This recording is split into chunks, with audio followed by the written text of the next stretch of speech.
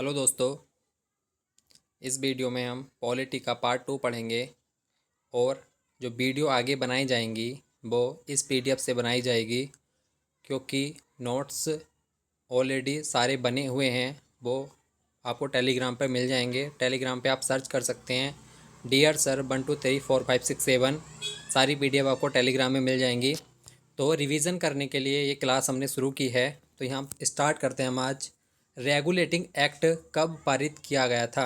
तो 1773 में जो है रेगुलेटिंग एक्ट पारित किया गया था। वॉरेन हेस्टिंग्स जो था उस समय बंगाल का गवर्नर था। भारत के गवर्नर जनरल को किस एक्ट के द्वारा अपनी समिति के निर्णय को अस्वीकार करने का अधिकार मिला? तो ये इंपॉर्टेंट है। भारत का जो गवर्नर जनरल था उसे अपनी समिति के निर्णय को अस्वीकार करने का अधिकार मिला है 1786 का अमेंडमेंट एक्ट जो था उसके तहत। महारानी विक्टोरिया को भारत की सामग्री कब नियुक्त किया गया? तो 1858 में उनको भारत की सामग्री जो है नियुक्त किया गया था। मार्ले मिंटो सुधार जो है ये पृथक निर्वाचन प्रणाली है। ये 1909 में आया था। मार्ले मिंटो सुधार जो था ये 1909 में आया था। मुसलमानों के लिए अतिरिक्त निर्वाचक मंडल की इसमें व्यवस्था की गई थी। मार्ले मिंटो सुधार में 1909 में आया था। अगला है हमारा 1909 के इंडियन काउंसिल एक्ट में किस बात की व्यवस्था की गई थी? तो सांप्रदायिक प्रतिनिधित्व की बात की गई थी। मार्ले मिंटो सुधार में जो है सांप्रदायिक प्रतिनिधित्व की बात की गई थी। ये भी इम्पोर्टेंट है। मॉन्टेग्यू चेम्सफोर्ड जो है ये 1919 में आया था। मॉन्टेग्यू चेम्सफोर्ड उस समय जो है भारत का वायसराय जो था वो चेम्सफोर्ड था और मॉन्टेग्यू जो था वो उस समय भारत का सचिव था। तो उस समय जो है प्रांतों में दोहरा शासन शुरू हुआ था। किससे? 1919 के मॉन्टेग्यू चेम्सफोर्ड के अधिनियम से प्रांतों में दोहरा शासन शुरू हुआ और ये 1935 में जो है समाप्त हो गया था। भारत का संविधान लागू होने तक स्वतंत्रता के पश्चात इसका शासन किसके अंतर्गत चलाया गया? तो ये चलाया गया था 1935 के भारत सरकार अधिनियम के अनुसार ये चलाया गया था। भारत की आज़ादी के समय जो है इंग्लैंड में किस पार्टी की सरकार थी? तो ये थी लेबर पार्टी की सरकार थी उस समय। भारत की आज़ादी के समय इंग्लैंड में लेबर पार्टी की सरकार थी। केंद्र में द्वैत शासन प्रणाली को किस अधिनियम के अंतर्गत स्थापित किया गया? तो वो किया गया था 1935 का जो अधिनियम था भारत सरकार अधिनियम, उसके तहत केंद्र में द्वैत शासन प्रणाली को स्थापित किया गया था। जबकि प्रांतों में जो है स्थापित किया गया था 1919 में मॉन्टेग्यू चेम्सफोर्ड अधिनियम के तहत। 1935 में जो है प्रांतों में समाप्त कर दिया था। किस अधिनियम की प्रमुख विशेषता प्रांतीय स्वायत्तता थी? तो वो थी 1935 अधिनियम की विशेषता थी प्रांतीय स्वायत्तता। भारत में सचिव का पद जो है वो 1858 में आया। भारत सरकार अधिनियम 1858, ये भी इंपॉर्टेंट है। सचिव का पद जो है वो भारत सरकार अधिनियम 1858 के तहत आया। कलकत्ता में सर्वोच्च न्यायालय की स्थापना की गई। रेगुलेटिंग एक्ट जो था वो 1773 के तहत कलकत्ता में सर्वोच्च न्यायालय की स्थापना की गई। किस अधिनियम में भारतवासियों को अपने देश के प्रशासन में कुछ हिस्सा लेना संभव किया गया? तो वो किया गया चार्टर एक्ट 1833 के तहत। किस अधिनियम के अंतर्गत भारतीय विधान परिषद को बजट पर बहस करने की शक्ति प्राप्त हुई? तो ये भी इंपॉर्टेंट है। बजट पर बहस करने की शक्ति जो प्राप्त हुई है वो हुई है भारत परिषद अधिनियम 1892 के तहत। भारत का संघीय न्यायालय किस वर्ष में स्थापित किया गया? तो वो किया गया है 1937 में। केंद्र में कौन सा एक्ट द्विसदन विधायिका लेके आया था? तो ये लेके आया था 1819 जो है द्विसदनीय विधायिका लेके आया था केंद्र में। 1935 में 1935 का गवर्नमेंट ऑफ इंडिया एक्ट क्यों लेके आया गया? तो ये भारतीय संविधान का एक प्रमुख स्रोत था, क्योंकि इसी से जो है भारतीय संविधान में बहुत से अनुच्छेद जो है वो डायरेक्ट लिए गए हैं। बहुत से आर्टिकल 1935 के अधिनियम से ही लिए गए हैं। तो ये बहुत ज़्यादा इंपॉर्टेंट था भारतीय संविधान के लिए। आगे देखते हैं। अगला है हमारा संविधान सभा। तो हमारा पहला टॉपिक खत्म हो गया। भारत की संविधान सभा गठित करने का आधार क्या था? वो था कैबिनेट मिशन 1946। इसी के आधार पर जो है भारत में संविधान सभा का गठन किया गया। कैबिनेट भारत की संविधान किसके अनुसार गठित की गई? कैबिनेट मिशन के तहत। सन 1936 में भारतीय राष्ट्रीय कांग्रेस द्वारा संविधान सभा के गठन की मांग की गई।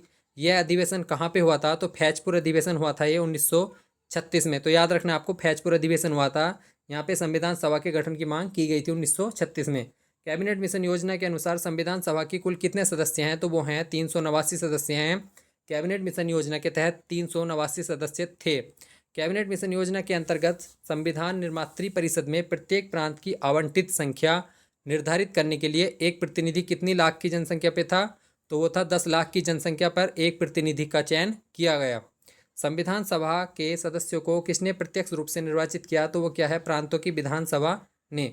10 लाख की जो है जनसंख्या पर एक व्यक्ति को चुना गया।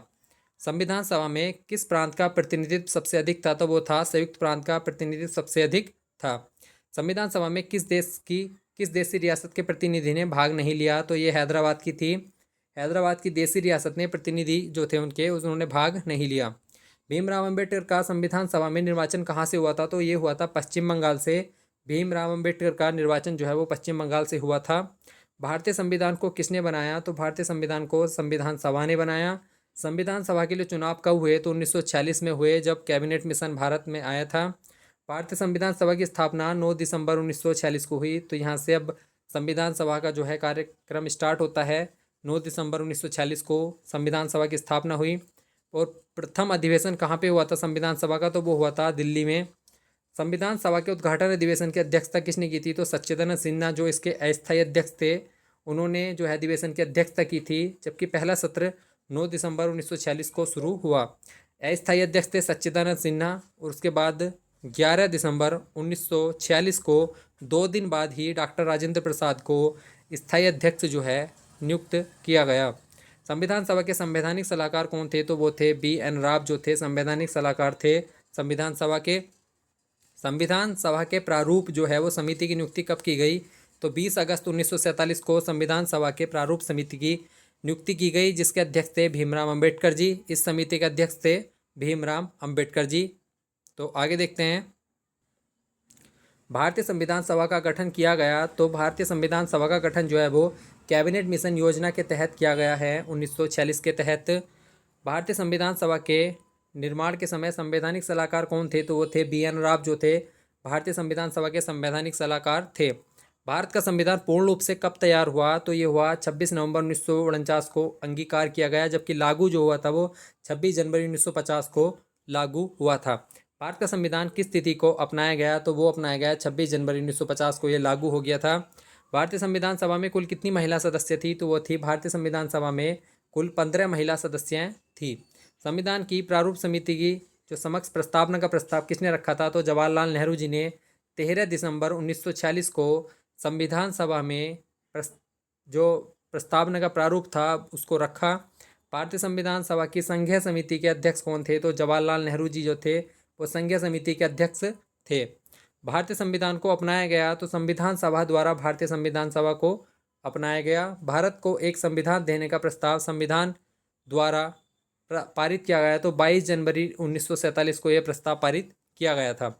झंडा समिति के अध्यक्ष कौन थे? तो JB कृपलानी जो है वो झंडा समिति के अध्यक्ष थे। राष्ट्रीय झंडे की अभिकल्पना भारतीय संविधान सभा में जुलाई 1947 को ग्रहण की गई। 22 जुलाई या शायद इसको देख लेना, 22 जुलाई 1947 को राष्ट्रीय झंडे की अभिकल्पना जो है वो ग्रहण की गई। भारतीय संविधान सभा ने भारतीय राष्ट्रीय ध्वज की रूपरेखा को अंगीकार किया 22 जुलाई 1947। ये दे रखा है। संविधान सभा ने संविधान को अंतिम रूप से किस दिन पारित किया? तो 26 नवंबर 1949 को ये अंगीकार किया, जबकि लागू जो हुआ था वो 26 जनवरी 1950 से हुआ था। तो आज इस वीडियो में इतना ही देखते हैं।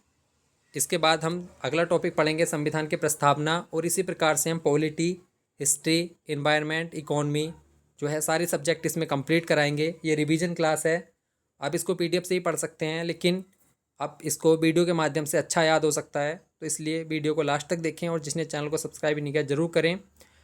ये आपका वन लाइनर रिवीजन होता है जिससे आप एग्ज़ाम में अच्छा स्कोर कर पाएंगे। धन्यवाद।